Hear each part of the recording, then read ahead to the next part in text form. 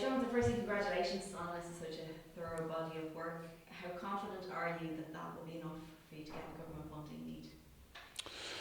Well, first of all, it's a really important day for Irish football and for the FAI, and an exciting day for us as well. We've spent around 18 months putting this strategy and this vision and this document together. So we think that it's a well-researched piece of work. We know that it's ambitious, but we want to show ambition. We think that's important. But we also think the ask reflects the current realities of the three core areas of Irish football. So that's grassroots, League of Ireland, and our international teams. And what we know is that there's an infrastructural deficit, if you like, in relation to all three areas. So that's why we're making the argument that we are doing, but it's the start of the discussion. We've already started talking to the department. They're aware of what we are asking for and looking for, but the discussions start here, really. Is this what you're asking for, a basic request to get football in Ireland up to the standard it needs to be at, or have you been a little ambitious? No, look, we genuinely believe that this is the investment that will take Irish football to a new level and a next level, but one that will actually bring us up to the level of many of our European member associations and fellow associations. So we actually believe it's doing what we should be doing as a country and as a sport. So I don't think the request is unrealistic. I think it's one that, as I say, is well researched and one that would transform Irish football moving forward.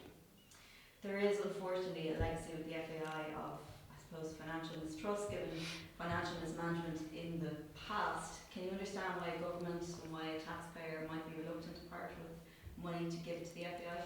Well, we've been working really hard with government in improving our relations with the various ministries and also at the highest level. And so it's been encouraging for us to see as many ministers and the Taoiseach and Taoiseach are coming to watch games within the Aviva Stadium. So overall, relationships with government are strong at the moment.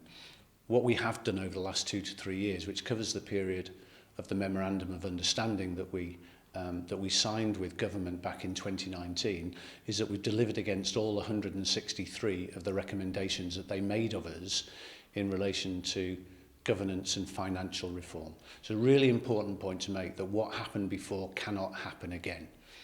But we recognise that what happened before did happen. We're learning from the mistakes of the past, but now this is the point for us to move forward confidently as a well-run organisation with lots of very good people within it to make that next stride, if you like, in relation to Irish football. And generally, I hope and believe that the Irish public and definitely the Irish football community will be excited by the level of ambition and detail within the proposal. Do you have a timeline of when you'd like to hear back from the government about it? No, look, I think we were keen to get this into the system ahead of the summer recess, but we're realistic that we'll be having those more serious conversations after that point. There's no specific timeline to this. We just want to get the conversation and the outcome as right as it can be. So.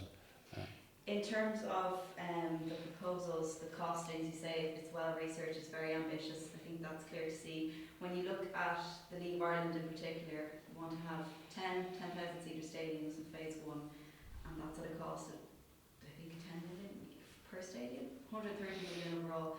When you look at what's happening now at Dalymount Park, that's an 8,000 seater stadium. They've had to scale back in terms of capacity and cost, and that's costing 40 million. How's that adding up? Well, Dalymount is a very specific project, and there's a history to Dalymount. It's also quite a complex project in relation to, we're looking to, if you like, move the pitch at 90 degrees on its axis. So not every project will be as complicated as Dalymount, which is right in the heart of Dublin City, if you like. So the amount that we're looking for is not split evenly across all of the investments, but will be reflective of each of the individual clubs and teams. So we've had all of our estimates reviewed by independent experts, and we're confident that we can affect real change on the back of the numbers that you've mentioned. But remember, of course, there are a number of clubs who are already a long way down the road in relation to existing projects. and they're already part funded as part of the process of the large-scale sports infrastructure fund, for example. In phase 1, it is likely that those clubs, and there's I think 13 of them within the League of Ireland who have current plans in place, will be those that are more likely to develop over that period. But as I said earlier, what we want to do is not necessarily to do this within a very specific timetable, but to make sure that we have the right outcome in relation to having fit-for-purpose modern stadia that existing fans, new fans will want to come and visit and will have the right quality of experience. And we're already seeing that in relation to the quality of experience on the pitch. We just want to make sure that the wider experience on match day is reflective of what most people would expect from any entertainment experience, if you like. Does the FAI have the resources to carry this out over 15 years with the staff that you have now? And I know you launched this strategic plan last year. So many of those plans don't look like they're going to be met or have been met by the time. No, I think there's only 4 of our KPIs within that strategy that we're not delivering against at the moment, and I'm pretty confident that we'll deliver against most of that strategic approach, which ends at the back end of 2025. But your question is a slightly different one in relation to where the FAI is in terms.